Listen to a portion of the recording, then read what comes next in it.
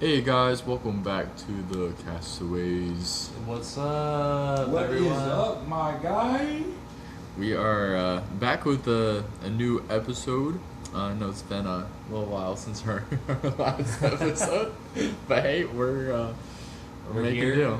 and oh gosh, I almost said something else. Well, we're here and we're ready to party, and I'm already gonna call out someone. Our third host over here, Drew, is playing freaking football right now, college football. I don't know what you're talking as we're about, doing bro. this podcast. Yeah, so if you hear anything like as in like thumbsticks moving or Yeah, a little bit of him grunting, that's probably because he sucks at this game. Yo, bro. Well, Did not need the call out. Drew, while we're on the topic, since this is a new game that's out, do you want to give the crew your... Is this the 2020s? 2027. Yeah, this is the new version of the game. So is this the 2027 one? Yes, it Okay. is. Okay. Sweet. So I just wanted to date this just to make sure Yeah. it was like. So, before this game officially came out,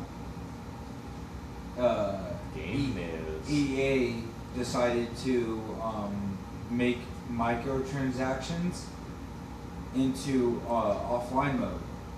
So basically, they were trying to make you pay to upgrade your player pay in to play. offline mode. Yeah, which was But, really controversial back then. One of the guys that was sponsored by EA, he decided to go against them. Yeah. And then he had a following of a bunch of other players that also were sponsored go against what EA was doing.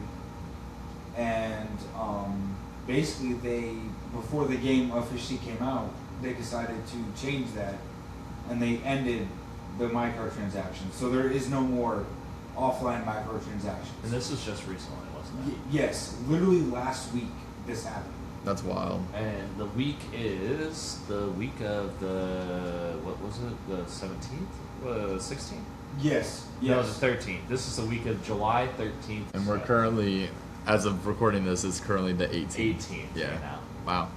We have crazy. other things to discuss, but we're currently on our special project. As we celebrate our 1 year of doing the podcast, so Yeah, more to that's come on true. that Yeah. next Holy week. shit, it's been a year. You also have to pay the Patreon, Yeah. that we have out there It's- just to get the exclusive content. Yeah, actually, Don't all worry, he's lying to you, bro. Yeah. actually all of you guys, your 1 year free trial has expired. So now it is time Bro, for. you're fucking lying to these people. I like to remind you guys It's that, time to renew. You do pay for Spotify if you don't have ads. So just make sure like they haven't swindled you yet, you know. Yeah. And you probably need to update your transaction history. All right. Well, let's get into, since Drew just told some of his updates that we have. Let's get into. That was basically my update Yeah, for, yeah, the, yeah. for Okay. the podcast, yeah. There's only like one update for me as well, but let's get into yours, Austin. Okay. I want to hear those topics. Well, I have multiple categories, so I'll let you choose one. Ooh, Because I've stored a lot of updates since our last episode. like Jeopardy or something. Yeah, it's like Jeopardy. So we have games, we have movies, and then we have the mystery category. A mystery category? Yeah. I'm interested to hear the mystery category. Well, I want to keep that for the last. Let's do games first because Okay. I think I know what you're going to be talking about. Yeah, since we're on the topic of games. So since our last episode came out, there's been a lot of great games that have come out that we've all kind of played. Slash announced for sure. Yeah. Yeah. It's been a really great summer for new games. And it kind of makes me feel like it's making this console generation actually like feel like a real thing. I feel like it's like back in 2014 when I started playing more like online games. Yeah, I was yeah. like open to a new world of like Yeah. just entertainment. We're actually getting like really good titles. since we had in a long time. What were those titles? Well, at this point we've all kind of gotten more exposed to Forza Horizon 6. Yes, that's true. Tristan and I played a little bit through the Gundam showcase, racing against Gundam. Oh yes, we did. Yeah.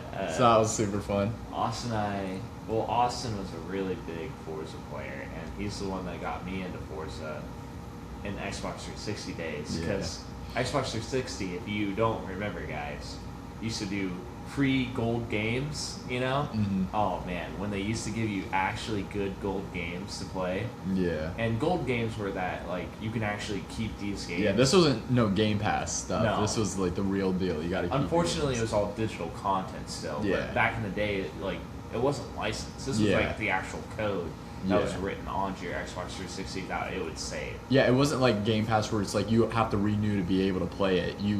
It gave you a free game pretty much. Oh, like you could play it whenever. Oh yeah. With or without gold at the time. And I'm pretty sure, was it Forza Horizon 2 or 3 that we played? Well,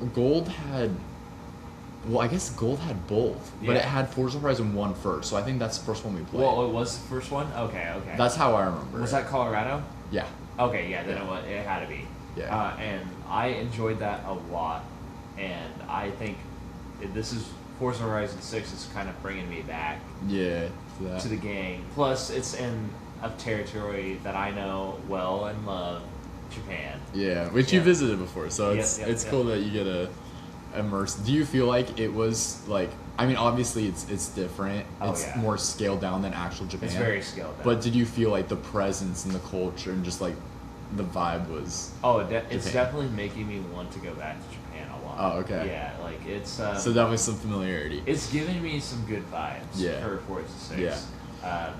The atmosphere, the culture. I mean, the whole entire time, I still feel like I'm in Japan. I'm not in like just America or something like that. Yeah. Which is like one of my favorite things about the Forza franchise and why I've like collected all the games, because you just go to a new country every game. Yeah. And it's just to the point, like I was so enamored by that to the point where I didn't even get the 5th game because I didn't want to drive around in Mexico. Nothing against Mexico. I do have the 5th game. It's super cool, but I've never played that one. Well, it was just because I wanted Japan so bad that I was like gonna boycott any other location that they did. I think the last Forza game that I played was Forza 2. Forza Horizon 2? Which Yeah. one was this one? And then That was Italy. and then I I did get Forza 6, and I've had a blast on it. Like it's been so much fun. Yeah. Yeah. It's different from what I've used to playing, but I've had a blast. Mm-hmm. This was like my first time actually like, I mean since we played on Forza Horizon 1, this is like my first time playing like online with you guys, and it's so nice how we can just like hop in a race and just have it be like the people in your party. You don't have just a bunch of like random players. Other players that are in the game playing as and it's so easy to do it like a convoy and like Oh yeah. It's super cool. I wish there was more like mini games that we could play. We haven't gotten into that yet. But I remember back in Forza Horizon 1, they had like Capture the Flag, they had Infection. That's pretty and it just like I was looking at the listed ones and it didn't seem like they had as much. I think they do have They have hide and seek. I was gonna say hide and seek, yeah. Which is I bet fun, but my favorite thing about it is the anime skins that I can always apply onto my vehicles. Yeah, we were having a lot of fun with the libraries today with Drew's collection of cars. All right, for Forza 6 players, if you're listening to this, we need more anime skins. Yeah, you guys better get to work, all you artists out More there. goth baddie skins. More goth baddie, more. We need more I break for goth baddie skins. Oh yeah, those paint jobs on the cars. I love goth baddies best. Yeah, that's great. It's funny. That's what makes the Horizon culture beautiful. Or Ryan Gosling, just a picture of Ryan Gosling on Which the car. I did put on one of my cars. Yeah, I'll do that. But Forza Horizon 6, car dynamic driving is just well off. I love the AI assisted driving that you can have on it as well. Those So are it cool. can actually send you to certain locations without having you drive. Mhm. Even though I still personally drive, but like if someone were to like have to go do something while playing the game, they could just have their car drive to that location Yeah. instantly and just go on that trip. I love the AI assistant. It's really cool. Yeah, it is really cool. That's the only time I'll ever love AI in this world. Mhm. Yeah. Yeah, I remember like before Forza Horizon 5 came out, I said that all I want is Forza Horizon how it is now, but just in Japan. That was it. Like that's all I cared about, and I feel like they did that perfectly to a T. I love it. The only downsides of this game is just kind of the same as how it's been since the first. It needs one. more customization for the vehicles. Oh yeah, 100%. Yes, Yeah. I would agree that customization is not the greatest. Which It's isn't very limited. Which isn't the like. It's they're- not their fault, but they have so many cars that they have to license off. It's quantity over quality. Yeah. They'll give you every car imaginable, but they won't give you it won't be like Need for Speed or like GTA where you can just You're customize not. everything. Yeah, you're not going to be able Yeah. to get like a different fender every Yeah. time for your vehicle. Which is I want like 27 different types of fenders or spoilers too. or Yeah. I don't even know, door types. Yeah. And the big thing that I'm really missing out on is like underglow lights. Because I feel like in Japan, Ooh. that's such a like iconic Yeah. like Japan thing to have. Even just headlights in general, just changing the color. Would Yeah, be nice. yeah. Yeah. Yeah, and they've gotten like a little bit better. Like you can Interior. paint your. You can't do interior. I thought you could now. Oh maybe. I don't know. I don't know. Maybe I don't might be think so. just doing some false accusation stuff. right You now. can paint your window now, which is a big plus. Oh, and I Oh, think you there can you get. I think you can switch out your wheels, so you can have two, like your front wheels different than your back wheels, which I don't really care about anyways because I like all mine the same. But it gives a little bit more in that option, which is nice. And then I'm missing out on like how it was since the first game, where there was like kind of more of a story to it. Like you get introduced to two characters in True. the beginning. I want a and then story. they did. Yeah. I guess you get the story, but it's like, oh, you and your two other friends are. I was gonna say Coming- it kind of has a story. A little, yeah. But I've it's kind of kinda- done some missions on the story. But it's just basically like saying, both of them saying like, you got to be the best in the Forza Yeah, and- Horizon Yeah. festival. So let's get to the top. Right, and Yeah. that's been the case for Forza since I want to say like the second one, but the first one had such a like iconic story. Like there were like rivals that you had to compete against. Which is there so was cool. there was like an underground car scene that they had to like be in. I don't know. It just made it seem more immersive, I guess. But I understand that like Forza wants it to be more about exploring and checking out different sites and I stuff. just did some research. I am wrong about painting your interior. Sorry, listeners. it I would be apologize. sick though. I Yeah, could see that's them something doing that. I would like, or at least like putting something on your Yeah. interior. Since you can go first person, like Mhm. put like something like on the dash or something. That'd be sick. There is a game coming out from the original, one of the original Forza producers, and that's an option in the game where you can customize the interior, and you can even throw like a hoodie in like the passenger seat, or you can put like a coffee cup in there. What about like a skeleton? They need to put like a skeleton on the other Dude, side. passenger? Yeah.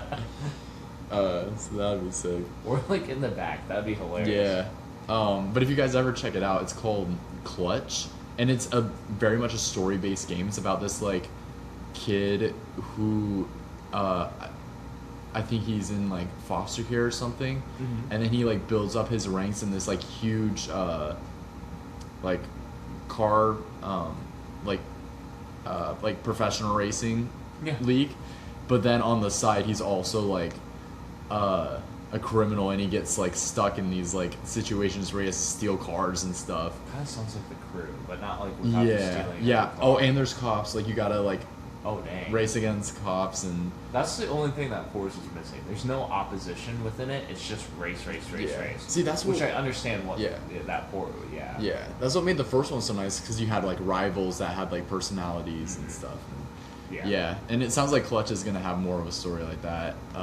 And they even have like a grappling thing, like On your vehicle? Yeah, where you can like swing across stuff, like Oh, Fast and Furious type. Alright, that's definitely like But- non-Toronto Fast Yeah. and Furious style play. Yeah. So more to come on that. I'll definitely be getting that when it comes out. Yeah, yeah. What else do you guys like about Forza? I think the second thing was like this more smashable objects. In this one. Yeah, that is really satisfying when you find like a board or if you see like a Mascot. They call it mascots. I like the now. mascots. Yeah. I like that they have little faces and I can just smash through them. I like the sound it makes. This Yeah. I've also really enjoyed the memes of just driving through the town and wrecking cars. Oh yeah. Oh yeah. Yeah. The truck meme. I- That's what Drew's saying. I think that's what roped you into Forza was like the American flag on a truck. Yeah. Doing that. With- I got that. was it baby." Luke Bryant? Yeah. Yes. Hold up. I'll look up the song right now because I can't remember. He plays the song. Yeah. We just get striked. We just get copyrighted. Yeah. Yeah. I'm not gonna play this song, but I am gonna look it up. But yeah. Anyway, that's what really got Drew into the game. And, because he loved- And we've always wanted a new game that we can play. Yeah. And it was kind of a new game that we haven't played. And the Bowie knife memes too. I know that. Yes. Yeah, Yeah. those are Yes, the so Bowie funny. knife memes were funny. And unfortunately, they nerfed Bowie knife, which is Which is sad because I feel like Luke They should have Bryan, them. that's my kind of night. yeah, those with, memes. with full bass on. talking about frying a catfish and then whatever. That's the song. That's what in the song. Yeah. Yeah, I don't know. Yeah. It's a good song. It's kind of catchy. Yeah. Do you guys have anything more on Forza? No, I just wanted to talk a little bit more on it, just to Yeah. cover more basis of what the game shows. Yeah, I'm sure. Drifting, I'm sure we'll talk the about it. again. drifting aspect of it in the game is nice Dude, too. It is a lot the of drifting. is completely different from when I've played racing games, or like the only other game that really I've played that has cars is GTA. Drifting is completely different. Yeah. So it took me like, I would say, 2 days to get used to like Mhm. the drifting, because I was just used to GTA where you could just like fucking Yeah, and you with know, it, easily drift it, but you can't in Forza. It's different. yeah, and with Yeah. it being based in Japan, there's a lot of like, they really utilize like the drifting culture as part of it, and like the Yeah. toge and like all that stuff. So Yep. that was really cool. Yeah, and they have more drifting like game modes as well. Yeah, So, yeah. yeah. That's- Yeah, that is really cool. What you got for your next one? I got more stuff in games, movies, or mystery. Drew, you wanna pick one? Let's do mystery. Mystery? Okay. He really wants that mystery. Tristan, this one's about Tristan. Me? You recently went on a trip to Maine. Oh. Do you have any insight for the listeners on any fun stories? Well, you did go to a was it like a witchcraft thing? The witchcraft stores? Yeah. Yeah, in Boston, Massachusetts? Yeah. Anything cool with that? Yeah. Or Salem. Oh my gosh. Yeah, Salem, Salem, yeah. Massachusetts. Sorry, guys. It's a little later into the day, so yeah. We're a little tired. But yeah, I went to Maine with my family and my wife, and that was really fun.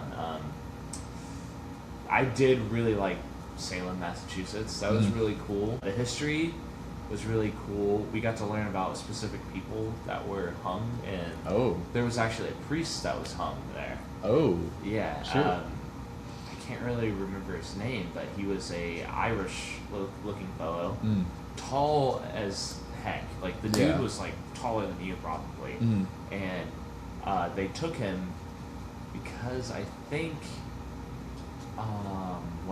because he was just freakishly tall and stuff like that. Yeah. And once they got to the hanging hill, because they actually didn't kill him in Salem, they went outside of Salem towards like a tree. And, Oh, okay. Yeah. And then hung them there. But when they were to hang them, he started reciting a passage from the Bible without like stuttering any like words Wow. or anything. But then a general that was there or higher personnel was like, oh, this is just the devil inside of him trying to sway us because he's so good at saying it. And then they still hung the guy. Yeah. Yeah, which is unfortunate because you could get out of the hanging if you were to do that. And the dude was a priest. Yeah. You literally worshiped God and still ended up getting hung because of that. Interesting. Yeah, that's cool that he was so loyal in his faith that he was willing to die for it. I don't know if he was like willing to die for it, but he was willing to show that he was in the faith for it. Yeah. And that he wasn't like a traitor to their people. Yeah, that's cool. Yeah. And then we learned that like, it was like I think it was 14 people and 2 animals died during the witch trials. The animals, it could have been anything. Some of the people ended up saying that they could have been like hellhounds or spirits for the people. Yeah. Which is unfortunate for animals to die like that. For all those people too. But yeah, Salem was very rich in culture. There was a really cool gaming store that I went to. Had like Sega, Atari. Oh, that's had all the PSP games there. I'm pretty sure they had a Master Chief like stand-up statue that I really wanted, but that would look sick in your game room. It would look sick in the game room, but alas, my wife probably wouldn't want me to buy any of that stuff. Oh my goodness! But yeah, no, Salem was really fun. But the main story is just Maine. Yeah, we went to this place called Kennebunkport. Really, really beautiful ocean there. Gotta say, the water's really cold. So if you do go to Kennebunkport, just be ready. Get like a swim, like one of those swimsuits that surfers wear. Like wetsuit. Wetsuit. Yeah. Get a wetsuit, and then I think you should be fine. Those things will keep you. Dang, it was really that cold? Oh, it was. Like, I was shivering, and there were sometimes, I think on the last day, I think I almost got hypothermia. My, everything was, purple. Holy crap. Yeah. There was just a recent storm that went through on the day before, so there was, seaweed brought up, freaking jellyfish, everything. Oh, man. Yeah. Everyone was still out there, though. They were enjoying the day, but no one was in the water. I was the only crazy white guy that just went into the water and just enjoyed it. They were like, look at this psychopath white dude in the water. Yeah. But, very actually, not even joking, rich culture, very generational wealth area there. That's cool. I would say everyone was really nice, but there were some points at which some people could be a little snobby. Yeah. Yeah. Sorry, all you had a good time though, right? Oh yeah, it was still a good time. And that's what I think matters. Yeah. Sorry, all Maine people. I'm not trying to trash on your state, but you guys suck. No, I'm kidding. No, Kennebunkport people suck. Everyone else, so nice. Secret Service went through the town too. Oh. Yeah, so I'm wondering if someone from the Bush family was there because the Bushes actually live in Kennebunkport. Oh, okay. Or it's like a little residential house that they live at or do a summer vacation with. Yeah. Had a lot of Kennebunkport is also known for their lobster rolls. Their lobster rolls, so it's like a sandwich with just lobster and butter on it and mayonnaise. And I will say the Clam Shack there is really good, and everywhere else had some really good lobster rolls. I'm trying to think what else we did. Flew a kite while we were there. That was really fun. That's cool. Then I went to this little shop that had all these Paris items, Paris memorabilia, and it had food that was from France, kind of thing. I'm into French stuff. That's my favorite thing. I speak a little bit of it.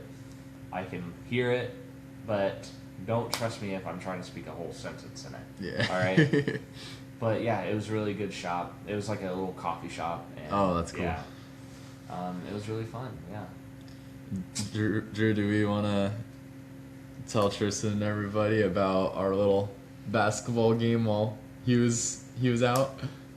We While he can was talk in Maine? about that, yeah. Okay. So while this was all going on, while Tristan was in Maine, we kind of met up with my church group, and we were gonna play basketball because they were just doing like pickup games and stuff. So Drew and I are like playing, what was it, 21? Yeah, with Josiah? one of my old coworkers. Yeah. And Yep. then one of the people that he goes to One of the church guys with. in my church group. Yeah, we were just playing 21, and then after we finished, on the other side of the court, like across from us, there was some people playing, and then there was people on the same court but on the opposite side of us that were playing, and then they wanted to do a 3v3, right? Mm-hmm. Yeah. So we joined them. We were playing. Drew and I were on opposite teams, and I had a guy in my group named. I wonder if should I use his actual name or no? I mean, I don't know. Just do John. Just say John. Oh, well, let's call him King. We'll call him King. And then Drew had a guy on his team whose also name was Austin. So we were playing, right, and King was on my team, and we were playing, like everything was like pretty good in the beginning, I think, and then there were a couple times where it would be out on our side, and then King would be like, "Oh, that's out on them. That's out on them." Like one time, I like knocked it out with like my foot accidentally. I knew it was on me. I even put like my hand up, and I was like, "Okay, yeah, that's out on me." And King was like, "Guys, that's on you. That's on you." And then Austin on the other team was like, "No, it was not." And then we were playing, right, and I didn't see what happened. But King and Austin started having like a little bit of a rivalry. So he didn't see it, but I did. So basically, King drove in, and I tried to swat the ball, and I missed. And then the other Austin got a hold of the ball, but he might have his arm might have hit King's eye. Mm-hmm. And so then King got really upset and was like, "Yo, you hit my eye, bro. That's not cool. Like, what are you doing?" And was trying to fight him. And me and Austin thought that they were actually gonna fight. Like, we were Yeah. I think it's time for us to go. To the Because they threw the ball down. They were ready to start boxing. And we were Yeah. okay, game's over. Really? We're done. What? Because the other Austin was like, "Yo, okay, I'm done with this. The game's over. I didn't even mean to hit you in the eye. Game's over." But he was fed up with that. Oh, right. But King was like, "Nah, you did that on purpose." And he was like, "Dude, I 100% did not do that on purpose. It was an accident. I didn't even mean to do that." Yeah. And King just was not having it. Yeah. And then everything cooled down, and we went back to the game. Yeah. Well, we stopped playing for a bit because It was and because they're like, "Okay, I guess the game's done." So we were gonna we kind of all split up, and then all I hear is, "Okay, game's back on." I'm like, right, because this was after it had downpoured on us, and the whole court was wet. Yeah. My basketball was soaked. You couldn't even shoot it because it felt like it was a 25-pound weight ball. Yeah, at this point, the whole entire basketball court is flooded. You couldn't take a step without we were your literally whole foot submerged. taking little minion footsteps because it was so wet. And then everything got way more intense at that point because then it started crazy downpouring after we started up again. It started downpouring like crazy, and then the other Austin and King were super aggressive. They were at each other's necks. Oh, really? So the point where they both had the ball and they were tackling it from each other, and then they fell into like the puddle, and were like rolling around, like getting the ball away from each other. Did you guys did both teams just like surround them and just like look down while Yeah. they're in the puddle? Yeah, pretty much. Like Drew and I kind of just kept Yeah, each other. 'cause basically King tried to I think he tried to steal the ball from other Austin, but he managed to he basically fouled him, and it was not a regular foul. He drug him to the ground. Yeah. And he was like, "Oh, that's clean, bro." Because he was mad because he got hit in the eye. Yeah. And so it was kind of okay, but it really wasn't clean. And then it just felt like, because it had rained twice now on us. Yeah. So the court was wet.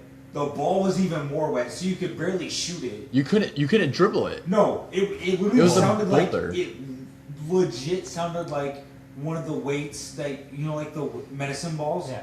That's what it Yeah. sounded like. Yeah, we when were playing you with the hit it on medicine ball. ground. Oh. It was like doink, doink, doink. Remember they got into the argument too about what ball to use because they both wanted to use Yeah, different because they balls. wanted to use different balls. Yeah. They wanted to What? use one of theirs and then my ball that I brought. Yeah. And they were like, "No, let's just keep using My his ball. Yeah. And so we did, but it was like, They're fighting over it that, wasn't too. even a basketball anymore. It was literally just a medicine ball. Drew just losing his ball forever. We were pretty much just like on the sidelines because we knew someone was we going to would get literally hurt. just slide our feet. We wouldn't even run. No. It was just like we were on skates, just going like this. And they said the game was back on. Yeah. Yeah, this was like And- back and when we were then starting again. My team ended up winning, and they were like, "Run it back. We're gonna play again." And we were like, "Dude, we can't even run. Like what?" So we did it again, and the Austin's team ended up kicking our butt, but it just was not worth it to play again because the whole court was flooded still. You couldn't even run. Yeah. It was kind of pointless. Yeah, it was wild. It was just crazy how intense that last half got. It was So crazy. did they end up making up at the end, or what happened? They weren't fighting. Kinda, they dapped each other up, and then that was pretty much it. They were like, "All right, bye." Yeah. Oh. We invited them to get snacks with us after because the church group had snacks and stuff, but they're just like, nah. Were they part of the church group, both of them? The other Austin was. Yeah. But King was just a rando? I don't. Yeah, He might have. He just pulled up to the court to play. Yeah. My guess is other Austin messaged him like, "Hey, my church group is coming. You should pull up." Yeah. What? I don't. So they were friends? Oh yeah, they knew each other for sure. But they got. They seemed like they played against each other before. I bet they're both regulars Because at when that court. when we were doing our game of 21, they were playing on the other side, and they definitely had known each other before Yeah. that. So- I bet they played together before. They got butt hurt of a game, and they knew each other. Kind of. Yes. Yeah, That's kind of weird. it was interesting. I'm guessing they didn't know each other too well because I don't think they would have fought like that if they were No, best yeah. friends. Yeah. But yeah, no, it was crazy. That's crazy. Well, that's insane. Okay, we are currently at 34 minutes. Do you guys want to do any more updates, or do you guys want to jump into the theme of the nights? I think we should jump into the thing. yeah. Okay. Sure, yeah. So last night we went and we got to witness the highly anticipated On the day of the release, too. Yeah, And- opening night. Well, maybe not opening night. Yes. It was opening night, opening night. Yeah.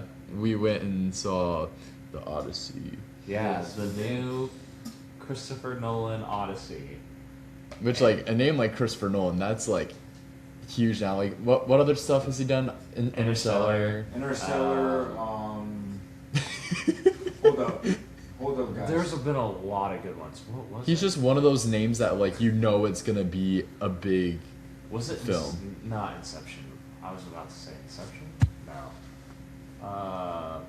Sorry, listeners. They're all looking for Christopher Nolan films right now while I'm just sitting here watching. So he did Odyssey, Interstellar, Oppenheimer, Yeah. The Dark Knight, Inception. Oh, it was Inception. Okay. Yep. The Prestige, Man of Steel. So he's done a lot of stuff. He's done a lot of good movies, Mm-hmm. but we'll get into the topic of this movie soon. But how do you guys want to start it? I mean, you are the main Odyssey guy, so why don't you start? The main Odyssey guy. Well, I definitely tackle between the lines of like Greek and all the different types of mythologies, and the Iliad is actually like my favorite poem by Homer, and I love the Odyssey. It's like the thing that I like to listen to or just to read about. And the movie, I'm gonna give it a ranking, and I think my ranking is just, and I'm giving it a 7.2. But I want to hear what your guys' rankings first before we get into this topic. This ranking, are you basing it off of how closely it is tied to Homer's? I'm basing it off version? of that, and plus like actions that have occurred and like the acting Yeah. and the plot points as well. Yeah. So yeah. Like, I don't remember too much of it because we used to learn about it in school. And I can see where there were some, like, I mean, we talked about it after, like, some They like, added stuff inaccuracies and stuff. And They added stuff that other people haven't added, which is really cool. But yeah. They Which- could have added a lot more and Yeah. gave more context, and they definitely shouldn't have used the term "daddy" in it for sure. that No, was- it should have been father. Yeah, Because Who said daddy? someone. The son, and then the main villain. The son called him Yeah, daddy? yeah. Yes. called him He, daddy. well, he didn't call him daddy, Or but he the- called him dad. Well, which like- is fine. Called Odyssey? Like multiple times. But they But didn't. the They didn't use dad back then. They used father. yeah, but they didn't even speak English, but yeah. I mean, yes, Yeah. they didn't. But Big inaccuracy there. Should have been totally in. one of Antinous' little henchmen said, "Go back to like your daddy" or something like that. Yes. To Telemachus, and it was a little weird because I was like, "What? Yeah. Why would you say that out of the blue?" It's just I don't know. But what were your guys' like opinions and rankings on it? Yeah, I didn't know the story too much since like I learned about it in school, so I didn't have a lot of info to tie it from. But I kind of looked at it more for just kind of like how I rank every other film, and I thought it was really good. The beginning was kind of hard to jump in just because they did a lot of like flashback and Transitioning. So many flash forward. transitions. Yeah, a lot of transitions in the end that were kind of hard to keep up with.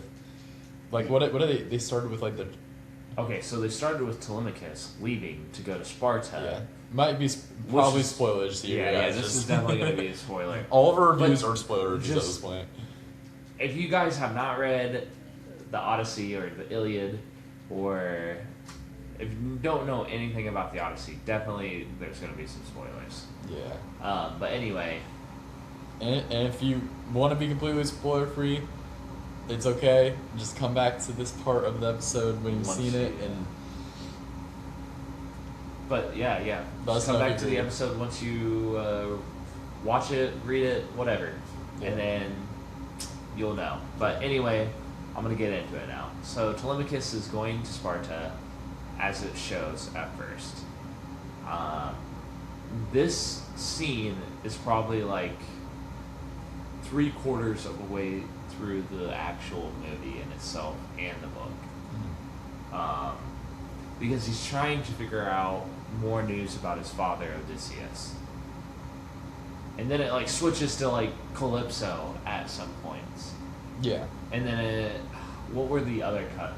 Him Him in the war, and then him after the war. they cut it to him in the war, like every 5 frames it felt like. Yeah, Yeah. it really did cut to the war a lot. And then no, No, not Cersei. Calypso? Calypso. Yeah, only Calypso. Cersei was in the actual, like, you actually got to see his voyage, kind of. Yeah, it did show the actual voyage of Cersei. Yeah. Odysseus, yeah. But it cut it completely cut out the lotus flowers. Yeah, yeah. They spoiler it again. They put Calypso as the lotus flower, which is not true. Well, it's just that she had lots of lotus flowers on her. It was kind of medicinal. And that was what made him forget. Yeah. But that's not how it works in his story. Yeah. Whereas Yeah. in his story, he chooses to stay, right? Yeah. Like willingly. Well, no, it's not that he chooses to stay. He Well, he kind of couldn't because of the winds. in the story, yeah, the island kept him there. Mm-hmm. The island kept him on Calypso's island, and also it was kind of like Calypso was kind of manipulating him into staying because she's so lonely and then she never gets anyone. And But every time a male comes to her island, it's someone that's never going to love her. Yeah, because she's been cursed to where she is supposed to find love, but every man that comes to her island loves somebody else. It's not that So- she's supposed to find Well, love. It's just right, that, but like that she does love. that's her curse. Yeah. Is that she's supposed to find love, but everyone that comes to her island doesn't love her. They love somebody else. Yeah, Yeah. yeah. Yeah. It was Zeus that put her there and made it so, yeah. But anyway, transitions from like the war to Calypso, back to the war, it was just so sporadic. It was, and then it like transferred to Troy and we got to see Sinon, one of the, not even really an important character, but in the movie it's an important character that they made him to be. Mm. And Sinon was a warrior that they had that was in the Troy War. And what they did in the movie was that they used him as a ploy to have the Trojans take the Trojan horse into their castles, and then, you know, obviously the Greeks then would flood out of the horse and then slaughter everyone. But yeah, Yeah. what did- Yeah, that was kind of how it felt like. Yeah, like the first part was just kind of. it was just too fast. Yeah. It was way too fast. I couldn't. Way too. Yeah, too many cuts. I understand the setting. I understand where the story is, but like, I want to be able to understand where Christopher Nolan's thoughts and stories are Mhm. for this movie. Yeah. I feel like the whole like back in time, forward in time thing is just kind of an overused thing in movies. Like I see it a lot more nowadays, and it's just like it's fine. It's just sometimes it gets confusing. And you know what? Another thing that I kind of hated was that I only got to see one god, and that was just Athena. The whole Yeah. Yeah, she only showed up. She showed up a four, decent like amount. 4 times. No, I think a little bit more than that. But I understand what you're saying. That she wasn't like she's barely there, but Yeah, her scenes weren't very long. It was like 10 seconds. Yeah, definitely smaller scenes. I felt like her scenes were really Meaningful. They were meaningful. meaningful. Yeah, I think they're well done. But yeah, I thought the one guy in the dirt was Hades at first, but you were telling me he was kind of more of a prophet. It was a prophet that Cersei told him that he needed to go see, Yeah. and the prophet was dead. Mhm. So the prophet was the only one that could share that story with him. Yeah. But it would have been cool if they included like Hades or like some other gods, but they wouldn't have included Hades. They would Hermes was like a number one factor yeah. in the book. Hermes Yeah. was I remember Hermes. in the book way so many times. Hermes would have been a good one to include. Yeah, he was actually like present. I mean, they had the son of Poseidon, but he wasn't a god. Polyphemus is a giant. Yeah, he's Yeah. not like. I mean, he's gods, titans, giants. They're all technically the same, but just different eras. Mhm. Yeah, I had Poseidon in there, but not like as a physical person, just as an obstacle. Yeah. The curse. Yeah. Same with Zeus. Yeah, Zeus. Yeah. Zeus wasn't a physical person, but like the actual weather. Yeah. But you could hear him. You could hear like the howling of Zeus in the weather, kind of thing too, which was crazy. I did like that. And I don't know. We could start off like saying, I don't know if Matt Damon should have been Odysseus or not. The thing about their cast is it was all like very A-list celebrities. Yeah, they definitely didn't need A-list celebrities to make this. Yeah. I will say Tom Holland playing Telemachus is really good. Anne Hathaway as Penelope, really good. Of course, both those two actors would be really good. Travis Scott as a poet telling the news about Odysseus' travels and adventures did not need to be in there. That was a waste of time to me. I'm sorry, Travis He Scott. wasn't even in it that much. I know, but we didn't need to hear it. I'm just saying. But the aura, though. The aura. Imagine how hyped up it was. That was slapping hype. All of the suitors were like, "Can this guy just stop talking about Odysseus? This guy sucks." They're about to gank that guy. They were in the house of Odysseus, and they wanted Odysseus dead. Of course, they wanted A little story about Odysseus. shank him. Yeah. They. Of course. Yeah. Travis Scott's character was about to like get thrown out of there. Yeah, I agree though. Like it probably wasn't a role that needed to be made, but No, I don't know. I thought it was so cool that he puts was. more of a story behind it. Yeah, as a music fan, it was just cool to see him included in that. Location wise, everything looked perfect. Oh yeah. Like the castle, Troy in itself was really cool. I didn't understand why the beach was kind of more like a desert and a beach Yeah, at it the didn't same really look time. like a beach. It was like, it was definitely not beachy. It was more Yeah. like desert. Yeah, it was Yeah. crazy. Um, So cool though. I didn't like how their armor was. It didn't The feel Trojans. like. You didn't like the Trojans armor? Well, that and even the Greeks, it just didn't feel like their armor. Yeah, well, it definitely wasn't their armor. It wasn't like something that they would actually wear. I mean, at least like the Greeks kind of looked Greek versus like Yeah, right. Because the Trojans did not look. They looked like sand army people. Yeah. Yeah, they definitely wore not the right era of armor in this movie, which is fine. I mean, they're never. You're not always going to get it right, but It would have been cool to see more actors do that though. yeah, of course, yeah. I don't know. My rating is a lot more, I think, harsh than Tristan's is. I just liked the second half of it. It just really, The- really. this- stuck And I agree with together. him on that. I did not like the first half. I also agree. My first half rating is like a 2. Yeah, no, it, yeah, It yeah. jumped too much. It tried to push everything into like this minuscule like 5-minute episode. It was what it felt like, and it just didn't look good.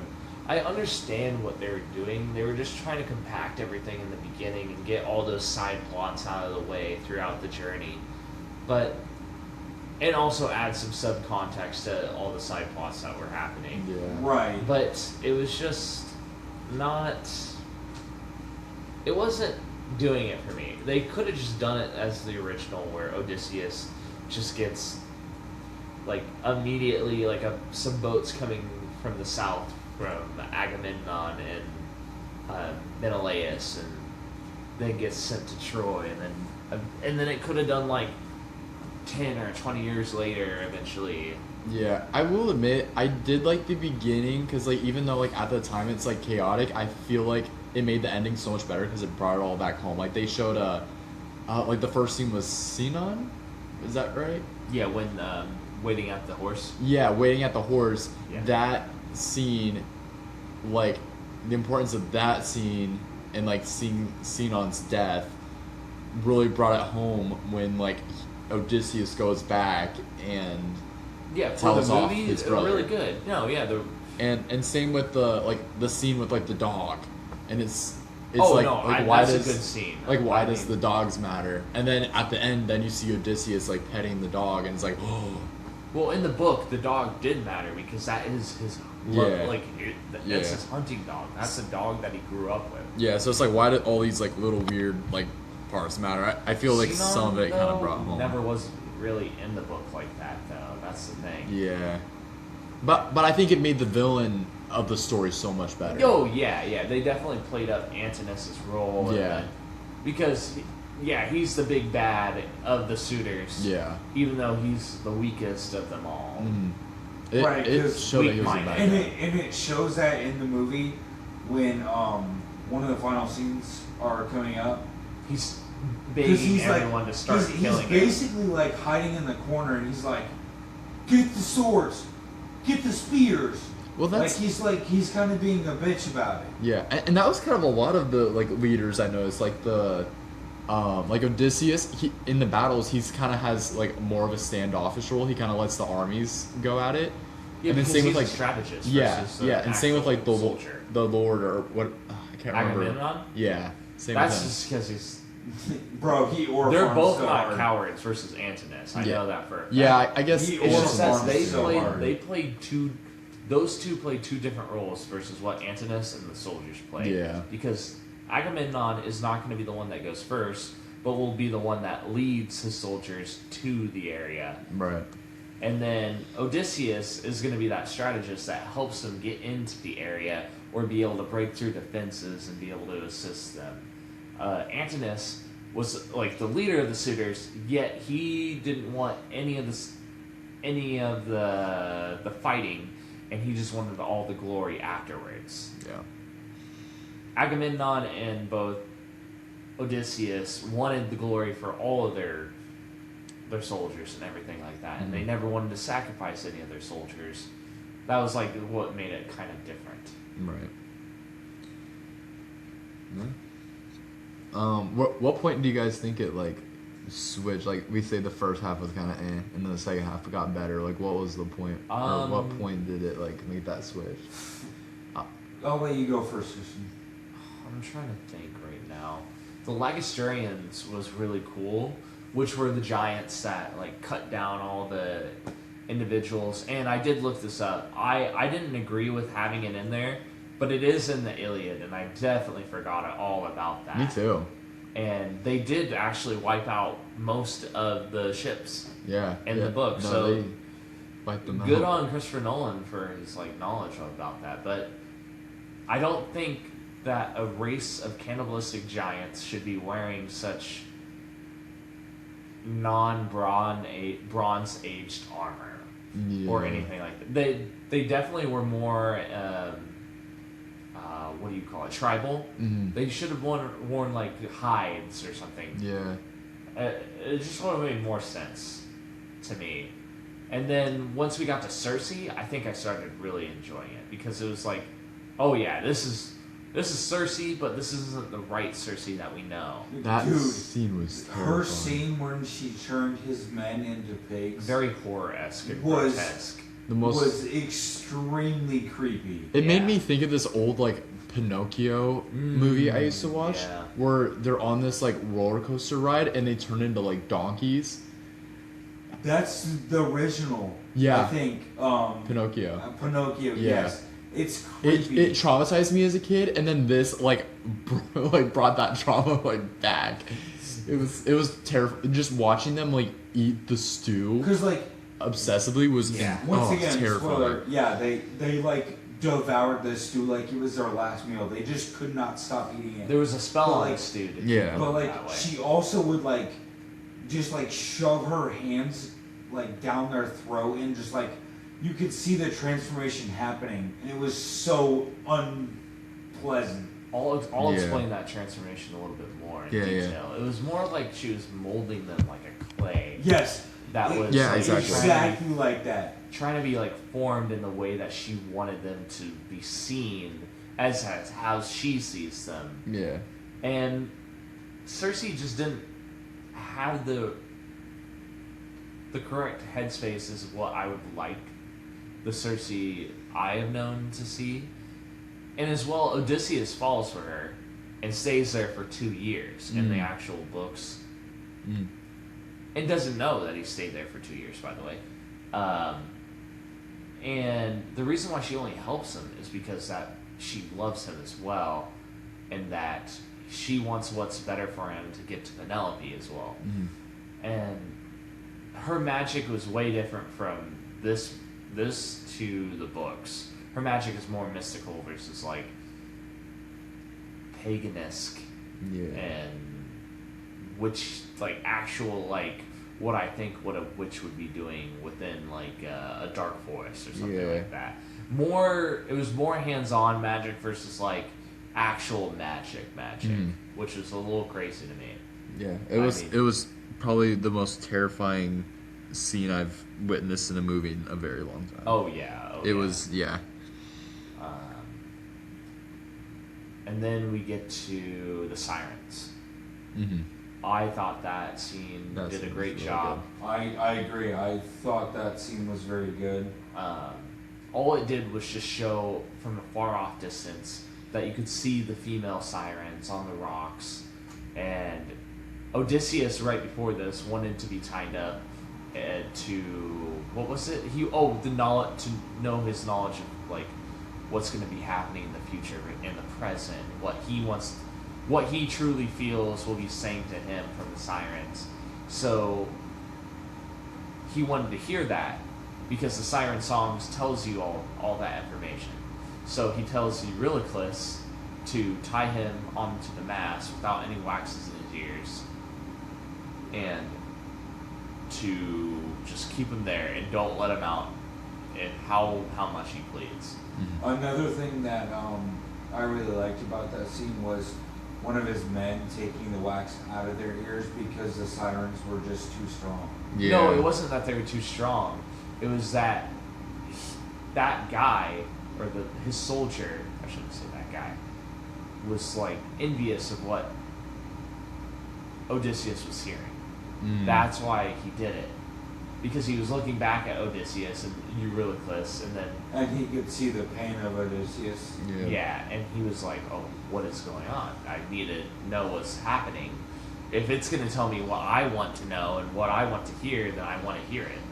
And so he takes it off and then jumps over the edge. I honestly thought more people jumped over the edge. I was waiting for like half the crew to jump over the edge. Yeah. But it was a really good part of the scene. And then after that scene, I want to get more into that siren part. Yeah. The sirens actually tell you more about the knowledge, the forbidden knowledge that you shouldn't know, and that they will teach you. That's why Odysseus wanted to do it. And Odysseus in this just didn't have the same aspects as all the other Odysseus that I've seen. He wasn't quick or clever. We even skipped over the Polyphemus part as well, which is we should go back to that as well. That was like the first scene that should have been happening to talk about. So I'll explain more why he doesn't feel like his clever self and more a strategist in this through that Polyphemus scene where the giant is in there. Do you guys want to say anything? I agree with you. This Odysseus felt like kind of a dummy. Yeah. And kind of just arrogant. It didn't show his knowledge and his brain in a sense. Yeah. And then like his knowledge of combat / like being a general. He was just kind of a dummy. Yeah. Yeah, I felt like he was like very arrogant because they finished the Battle of Troy and he's like, "We're gonna take the scenic route home, and maybe find some new lands." And it's just like, maybe that's how it was in the Odyssey. No. And that part seemed like a stretch. To add on to that, he was an egoist. Yeah, he has a huge ego. Yeah. Yeah, and I think they portrayed that really good. Yeah, they did. No, I agree. They portrayed his ego really well. But to add on to that, they changed the way his story went, because they made, spoiler again, they made his story, "Oh, I don't want to go home because of the bad I've done." Yeah. His whole story is him trying to get home to his wife And to his kid. son. Yeah, he wants to be able to see And his son. they and his wife completely changed that to, oh, I did bad and I need punishment for it, so I don't want to go home yet. I don't want to be able to go home yet because I don't feel like I should be accepted. Right, because I Yeah. don't feel like I deserve to go home, so I'm gonna do a bunch of side quests basically until I deserve to go home. Is what it kind of felt. I agree with that. But yeah. And I know that's not like how the movie was supposed to go, but that's how it felt because he said multiple times, "Oh, I'm not ready to go home." Yeah. When that's not how Odysseus' Kills off all story his goes. men. Just His whole story is him trying to get home to his wife and kid. Yeah. Another thing in those stories is that the reason why he wants to get home to them in those stories, and it deals with his internal struggle of what happened and how in the actual Battle of Troy he actually kills not Paris, his son, Hector's. He kills Hector's kid, which was supposed to be the next leader, and it was a baby. And he has an internal struggle with that because he also, Telemachus was like around that age as well. Yeah, he was a baby. So he was when like, he oh was God, born. I'm gonna have to kill a child that's also like the same age as my child. And then this is what creates me to be a bad person, and so that he has so much internal struggle throughout the whole entire journey with that as well. Yeah. And another spoiler, the movie also portrays basically how the whole movie goes by them not following Zeus's law, which is fine. Which I is like like that. a man entering your house and you feeding him and treating him like he's your guest instead of just killing him. It's just A very generic. when he does law. what Yeah. the Trojan horse, when he hides his men in the horse and then has it's a peace offering when it's not. It kind of went against his story in a way, but it made sense for the movie because they completely went in a different way anyway. Yeah, that was like my favorite part of the story is when he was talking to Penelope and just being like, yeah, that was messed up that we sent this peace offering and then we just used it to their advantage. And they brought up like the people of the sea that were going into people's homes and slaughtering and it was him that was doing that. Yeah. It wasn't anybody else. It was him because that's what he did. Yeah. He hid in the horse and slaughtered everybody. I do like that. Yeah, the whole Zeus's law thing goes back to the whole entire point of that. It was to allow gods to be able to go into people's houses and for them to talk because to them. you never knew if somebody was a god. Yeah, it was because you're just like you got to treat everyone with respect. Yeah. So you should always treat them to a meal and never to attack them. So that's what the whole entire law was about, was just that being able to treat everyone with respect and allow them into your house just in case if they were a god or not, so you don't inflict wrath upon yourself. And him putting his men in the Trojan horse Well, I'm just saying as in a general, peace offering yeah. was going against that. Yeah, I'm just saying like in general. Right, How yes, it is. yeah. But yeah, let's get back to the Polyphemus part where we get to see the giant, Poseidon's son, and the giant doesn't say anything because usually in the books and then in the other movies he does talk to them because he notices them, and he's the giant and both Odysseus are having a actual conversation with each other. But in this one they were Well, they said like, should we reason with it? Yeah, but they didn't know until 2 days afterwards, Right, which never happened. Because some of the men got out, and then Yeah. Odysseus saw that some of the men weren't going to make it out, so he jumped back in. And then they find out, I think like a day later, that the giant speaks. Yeah. And the commander goes, "Should we reason with him?" Yeah. And Odysseus is like, "Nah, bruh, we're good." Yeah, that's the... Which again goes back to the other Odysseus would not say that. Exactly, which goes back to this Odysseus being kind of stupid. Yeah. Because the other versions of him would have been like, oh yeah, instantly, let's try to not because kill anyone in and not every have my version soldiers besides this one, die. he reasons with him, or he tries to at least. Yeah. But he was like, "Nah, there's no point. He's killed multiple of our men. We're not gonna do that." Yep. When like, you guys are in his home, trying to steal his cattle. Yeah. Like, so it would make sense to reason with him, but he was like, "No, we're not gonna do that." Do you think by them having it that way, it like was good in the way that it showed his ego? No. Maybe for the movie one, but I just didn't really like it. Yeah, for the movie, yeah. Because in the stories you can see where his ego is, because after he tricks him, after he says that he's nobody, he then tells the Cyclops who he is, because he's like, "Yeah, I am victorious. My name is Odysseus of Ithaca.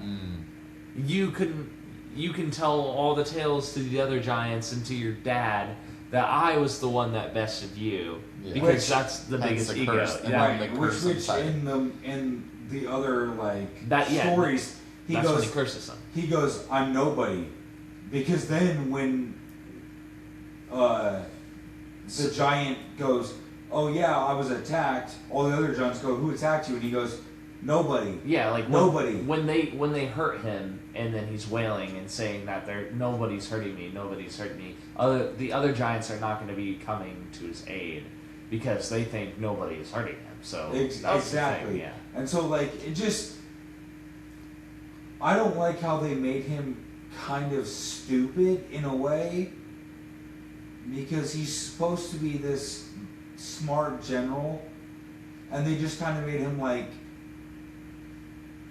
stupid. Well, with the nobody scene, don't you think that's a little too childish to put in the movie? No, because I think it's a little the giants are dumb. There's a reason why he did it. He was just trying to be.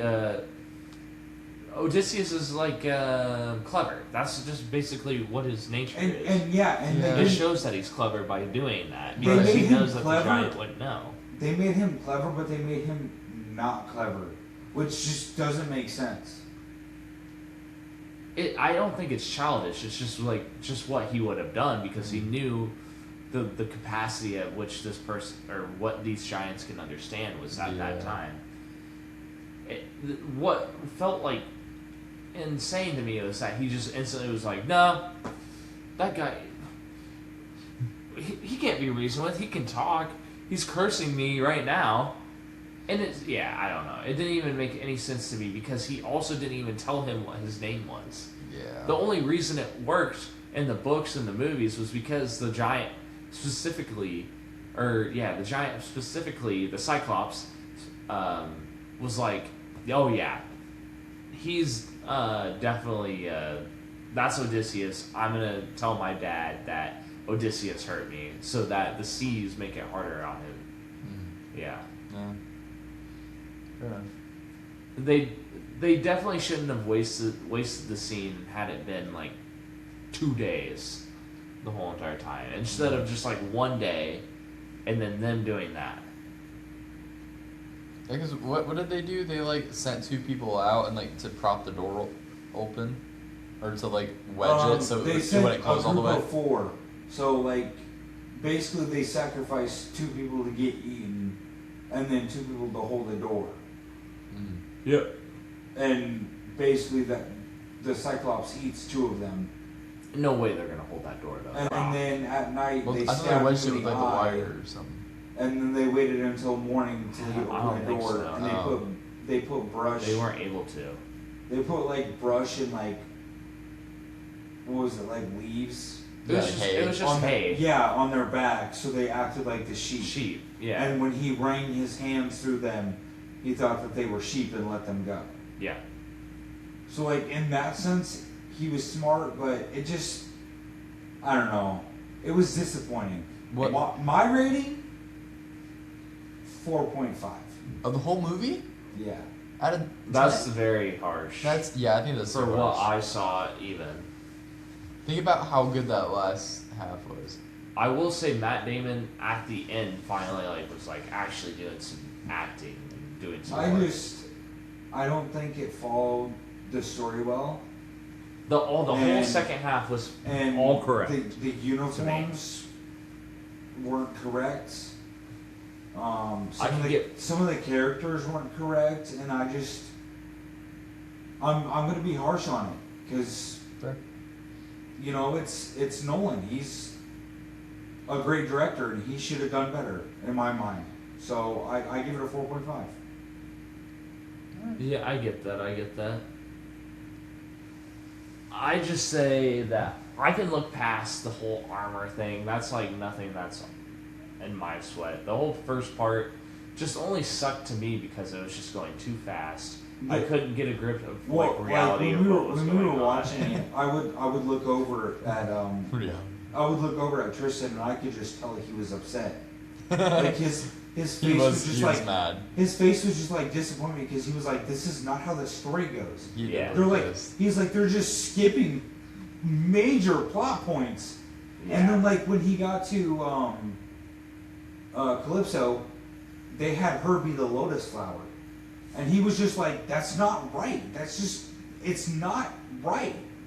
Yeah, another thing for the Polyphemus thing as well is before arriving at Polyphemus' island, they actually met the Lotus people, which then gave them Lotus, and some of his men stayed there as well. Mm-hmm. And they actually used the Lotus on wine and gave it to the Cyclops. Yeah. And that's why the Cyclops fell asleep, is because he had the Lotus with wine. Mm-hmm. Yeah. And then that's when they then sharpen the stick and then stab him in the eye. You guys like how the Cyclops looked? It was cool. Because he was kind of creepy. I was worried about the scene because I'm like, oh, they're going to make the Cyclops look so dumb. It's going to look awful. But I was like, man, it looked like a human that was deformed. It kind of looked like Attack on Titan a little bit. Yeah, I will say they did a good job. Yeah, it was really good. The crooked nose, the eyeball that was sideways, basically. Yeah, everything was cool about that, but I don't know. They could have done way better. It didn't need to be a 2-day fucking story long. Yeah, and going back to where are we? We're at Scylla and Charybdis. Yeah. Oh wait, no, because after Circe's Island, they then go to Tartarus, which they. Oh my goodness. They really didn't even call it Tartarus. They called just hell. They could have just said the land of the dead, which would have been way better off. But they were like, "Nah, you gotta go to hell." Yeah, they instantly start using another term that never belonged in the Greek word ever. Tartarus, the underworld. They could have said any of those things, but they ended up just saying, "Oh, we're going to hell." Mm-hmm. Oh, and I was like, "No." I as soon as that happened, I went, "You mean Tartarus?" Yeah. Yeah, but anyway, yeah, they do a little more homework because Circe tells them that they need to go and see the prophet, and the prophet will tell you what that you need to do. So Odysseus takes that warning and goes to Tartarus and gets to be able to see his old soldiers, Sinon and the prophet. And Sinon and the prophet tell him that Sinon wants revenge, basically, on Antinous, who didn't go and was basically protected the whole entire time. And then he also was like, I want you to be able to give offerings to the West for all the soldiers that have died and that you have not buried. Then the prophet tells him that all his soldiers are going to die except for him, and there's only one way that's going to happen. That's just the way that it's going to be. But Odysseus doesn't take that, and he wants to, which in the books and stuff, he also wants to help, is that he wants to try to do like the opposite of what was said. And then after that, Agamemnon tells Odysseus what occurred at his home and why he died. Yeah, I don't think he had died yet within the story at all. It was just a cluster all around. Yeah. But I did really like that scene. That was really cool. I had no other quarrels with it. It made sense. They made it to the land of the undead, and they got the prophet's quest and basically just went with it. Yeah. Then they went to Scylla and Charybdis, which they aren't sisters, but they're two female creatures that live right next to each other that block the Mediterranean entrance. That's because it's the only way to get through. So you either go through a hole that's swirling in the ocean, or you go towards a cliff which has a like 9-headed dragon basically. But they I don't even know what they did to Scylla. They fricked her up.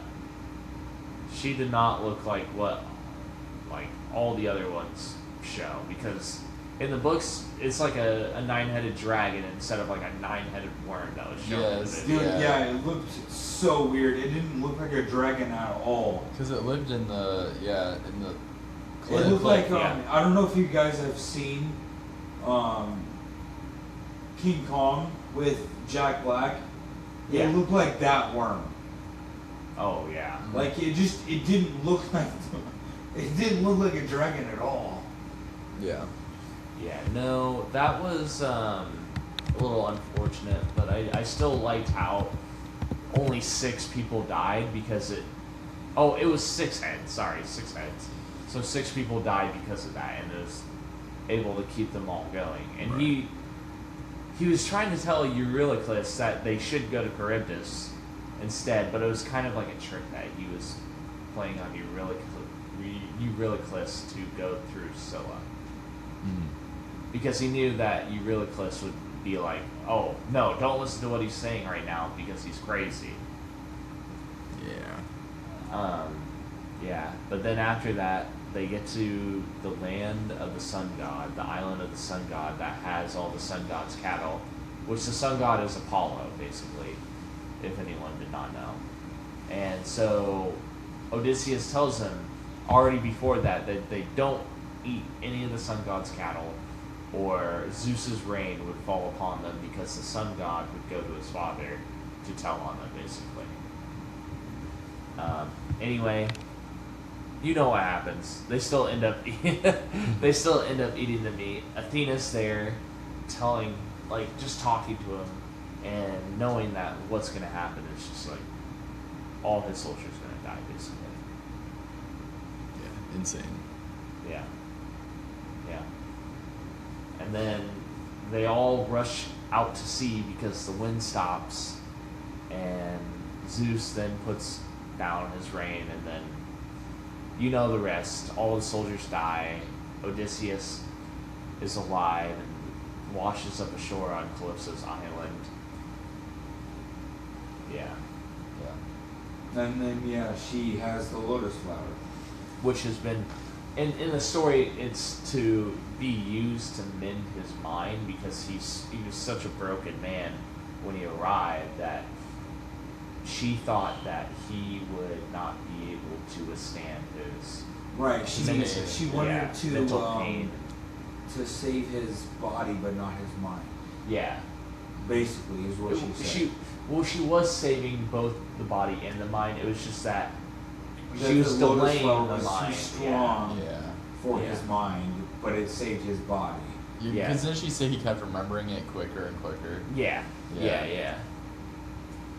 Yeah, she was trying to delay it because she didn't want Odysseus to leave her, basically. But she knew eventually that yes, he was going to have to leave her. And then in the series as well, it's also Hermes that comes through and talks to her, and Hermes is the one that tells her that he needs to go, she needs to let go, because Athena actually fights for Odysseus, because after the whole after Polyphemus, Athena was like, nope, I'm not going to help you anymore.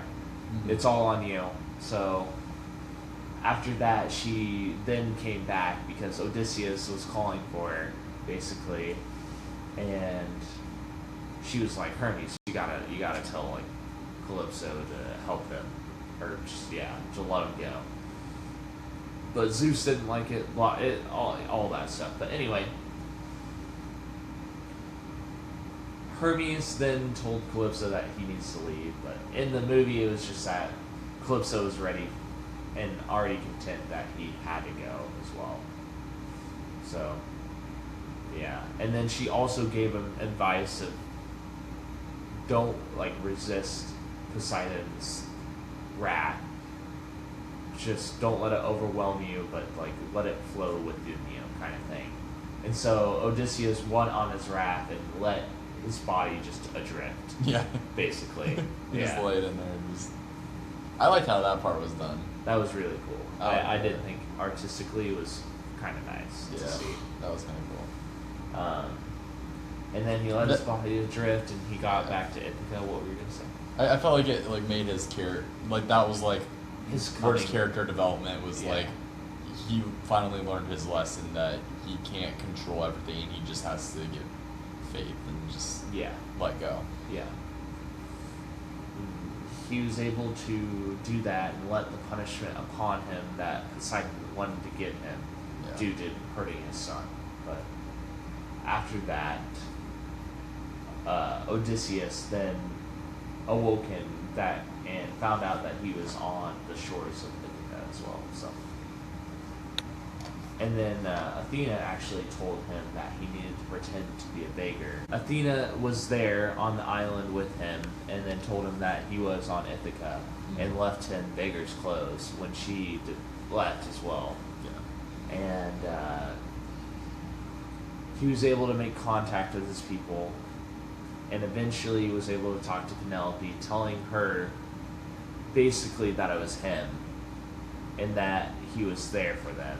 And so Penelope then held the suitors' trial again. And the trial was that if you could string the bow and shoot it through, 5 axe handles? I thought it was 12. 12? Was it 12? Yeah. It was more than 5. Oh, because they were together, you mean? Yeah. Oh, okay, yeah. Basically, she said if you can shoot through all of them and hit this wooden... If you could perfectly shoot through them, then you'd be my husband. Yeah. And nobody could do it. Because they couldn't string the bow. Right. And then he, as a beggar, was like, I would like a shot. Everyone was and at making fun first of him. he can't do it. Yeah. But I think he was just like I don't know. messing with them. Yeah, probably. Because then he immediately like walked in and he strung it immediately. And then shot that fucking And then bow. shot it right through all of them. And then my favorite part was the slaughter of all the Dude, suitors. he that was destroyed really good. them. That was sick. One of my favorite parts of the movie was after when he just had like swords in him and like arrows and he just like walked it off like it was nothing. Well, what's your guys' thoughts on like the whole like death fake out scene? What do you mean? Like when they she's try like, to make it no, seem don't like he leave was, me now. And he's like, I ain't no, going." I'm not dead. I'm just being exiled by myself.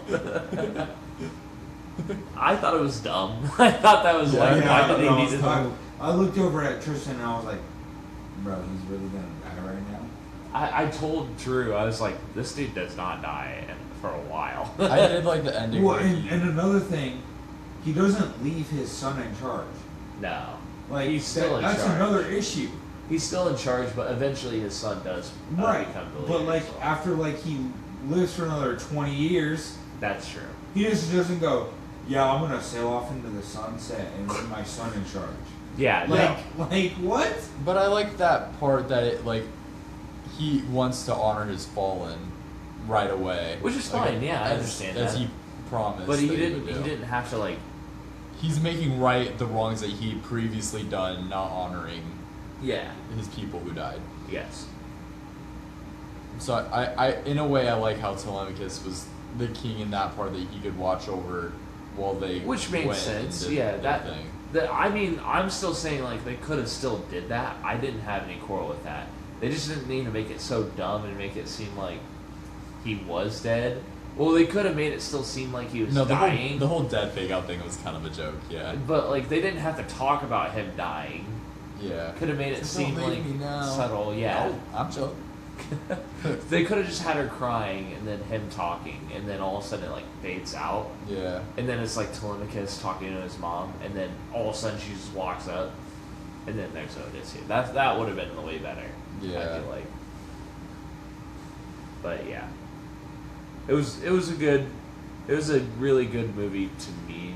I thought it was good after the second half. Yeah, the second half was beautiful. Really showed like actual emotional strength for Odysseus and him like coming to terms with his grief basically on his soldiers and on the faith that was being betrayed by his soldiers and him. Yeah. I would say, in my opinion, after Cersei, or even during Cersei, it was when the movie started getting good. Yeah, during Cersei I definitely can agree. Yep. Even though that was the freaking scariest thing I've ever Dude, seen. that scene, It was genuinely, I was like, what the heck is happening right now? Yeah. I just didn't like what they did with Cersei though, because the reason why she does it isn't to protect herself, it's to protect the other girls that she has on the island from those people. Because she believes that all men are disgusting pigs that are there to take advantage of them and Yeah. Which I think was a strong yeah, no, very true. thing, but it would have been more powerful if they, If it was they like showed her actually, intention. yeah. I thought it was cool that they showed the animals at first when going into Cersei's area, but like she's like a better witch than that, and cooler in every way. But in this, they kind of made her Slender more in a rugged sense. and I don't know, like a pioneer basically to just a deserted island. Yeah. But yeah, they still played the same plot point. Really good. Good movie. I still give mine like a 7.2 out of 10. I thought it was still pretty good. Mine's probably really close to that. Like, I don't have all the knowledge on the Odyssey, but just the story overall, yeah, I think I kind of agree with both of them, where it's like the beginning was just a lot with kind of the back and forth, but then it really came home in that second half and was really just high action, and yeah, that was awesome. I did like the parts with Menelaus and Helen. That was really cool, and Telemachus. Mhm. We got to see more of Telemachus. That's what I kind of liked I liked too. it too. He did really good. It showed. It didn't show just Odysseus. It was more of like his family. It showed, which is Yeah. nice. Yeah, it did kind of bounce back to his family quite a bit. Yeah, Because then it helped. And like their struggle with all the suitors that were there. yeah, Because it didn't feel like it was their house anymore. Oh yeah. Yeah, and it helped with like Odysseus' story too, because then he, what was the other guy's name? Antinous. Antinous. When he's like, yeah, it's not the same back home, and you get to see why that is, because there's so much corruption back home. Or do you mean Sinon? No, you got it. Yeah. Antinous is the antagonist. Oh no! Sorry, I meant the Lord. Oh, Agamemnon. Agamemnon, yeah. When he's like, it's different when you get home, and it's cool that we get to see what's going on back home, and you get Yeah. to see that corruption, Yeah. and get to see why Antonon said that. Agamemnon. Agamemnon, yeah. I'm never gonna get that right. No, you're good. You're good. I get what you're saying, but yeah. It was great having those multiple point of views. I would have been really bored if it was only about Odysseus. Oh yeah. I'm just saying that if you people are diehard Odysseus fans, go into the movie with a grain of salt. Look at it from a different perspective. It's not going to be the same as what the books and what the other movies are. They gotta Hollywood it. Yeah, Yeah. they gotta definitely add some glamour to it. I don't think they needed all those S tier list actors at all in that movie. They could have done like B listed actors, and it still probably would have been as the good as it was. I think the B tier actors that were in it did a really good job. Like the one who played his like right hand. Oh yeah. What was his name again?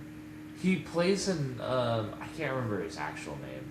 Or the Maybe he is an A-list actor. I probably shouldn't label him an A-list. No, I think he is an A-list one because he also plays in John Wick, the first one. Okay. Yeah, his performance was really great in the movie. I liked his character a lot. Yeah. No, he did a really good job. A lot of people. And then, like I was saying, the guy from Scorpion was also in it as a suitor as well. And that was really good. He wasn't in it as much, but yeah, he was good. Yep. Yeah, what else are your guys' thoughts on it? Do you think we're on the same set as Spider-Man Brand New Day? Because it seemed like all that cast was in it. Scorpion was in it, Punisher's in it. They probably... They had to have been filming it at the same time. Yeah, they probably had to have. Yeah. That had to have played some role in it, but... Oh, for sure. But, yeah. Good film. Yeah, that was our basically our breakdown and what happened within the actual movie. And if any of you are angry that we spoiled a little bit of it, please leave like a note in the comment or something. And we could add like something to the beginning. Or even better, just if once you see it, let us know what your thoughts and, in the comments below. Yeah. Well, do you guys have any other notes or any additional things to add? I don't. I'm good, yeah. Yeah. All right. Well, thank you, listeners, for listening to us and taking the time just out of your day to come and chill. And Peace Castaways are out. That's what we There do. we are. Bye. Bye.